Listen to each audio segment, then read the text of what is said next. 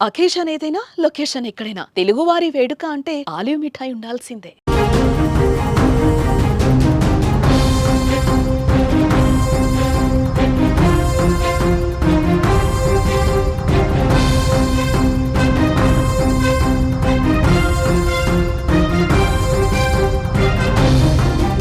చేసిన పాపానికి ఫలితం కనిపించింది. ఇకనైనా మారుతుంది అనుకుంటే మన పొరపాటే. పాకిస్తాన్ తన నీచమైన బుద్ధి ప్రదర్శిస్తూనే ఉంది. పెహల్గాం ఉగ్రదాడికి ప్రతీకారంగా ఉగ్రవాదులను భారత్ చంపేస్తే పాక్ మాత్రం భారత పౌరుల ప్రాణాలు తీసేస్తోంది. చిన్నారులపై కూడా తూటాల వర్షం కురిపిస్తోంది. ఆపరేషన్ సింధూర్ను జీర్ణించుకోలేక బోర్డర్లో విచక్షణారహితంగా కాల్పులకు తెగబడుతోంది పాకిస్తాన్. వాస్తవాధీన రేఖ వెంట కుప్వారా, బారాముల్లా, ఉరి, అఖ్నూర్ సెక్టార్లలో పాక్ రేంజర్లు కాల్పులు చేస్తున్నారు. నిన్నటి నుంచి ఆ దేశం జరుపుతున్న కాల్పుల్లో 15 మంది భారత పౌరులు మృతి చెందగా 50 మంది వరకు గాయపడినట్లు ఇండియన్ ఆర్మీ ప్రకటించింది. ఇక మృతుల్లో 4 చిన్నారులు కూడా ఉన్నారు. మృతులతో పాటు గాయపడ్డ వారంతా పూంచ్ జిల్లాకు చెందిన వారిగా గుర్తించారు. ఈ కాల్పుల్లో దినేష్ కుమార్ అనే ఓ ఆర్మీ జవాన్ కూడా అమరుడయ్యాడు.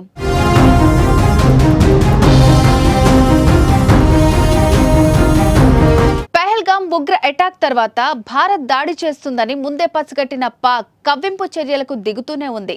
జమ్మూ కాశ్మీర్ సరిహద్దుల్లో పాకిస్తాన్ కాల్పుల విరమణ ఒప్పందాన్ని ఉల్లంఘిస్తూ వస్తోంది. ప్రతిరోజు భారత్ పై కాల్పులు జరుపుతోంది. బుధవారానికి ముందు చిన్న ఆయుధాలు, ఆర్టిలరీ తుపాకులతో దాడి చేసిన పాక్ ఆపరేషన్ సింధూర్ పేరుతో పాక్ ఉగ్ర స్థావరాల లక్ష్యంగా భారత్ మెరుపు దాడులు చేసిన అనంతరం మరింత రెచ్చిపోతోంది.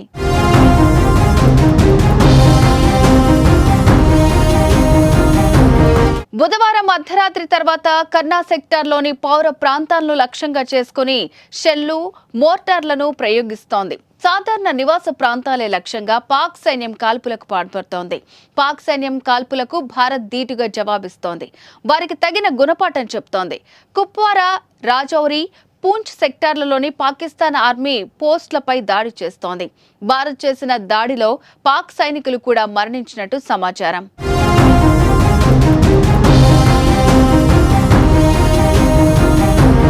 ఇరు సైన్యాల కాల్పులతో బోర్డర్లో హైటెన్షన్ వాతావరణం నెలకొంది. సరిహద్దు గ్రామ ప్రజలు భయంతో వణికిపోతున్నారు. ప్రాణాలు అరచేతిలో పెట్టుకుని సురక్షిత ప్రాంతాలకు వెళ్లిపోతున్నారు. కొందరు బంకర్లలో ఆశ్రయం పొందుతున్నారు. ఈ కాల్పులు పూంచ్ సెక్టార్కు మాత్రమే పరిమితమయ్యాయి. ప్రాణ నష్టం సైతం అక్కడే ఎక్కువగా జరిగిందని అధికారులు వెల్లడించారు. తాజా పరిస్థితుల నేపథ్యంలో సరిహద్దు జిల్లాల్లో విద్యా సంస్థలను ప్రభుత్వం మూసివేసింది.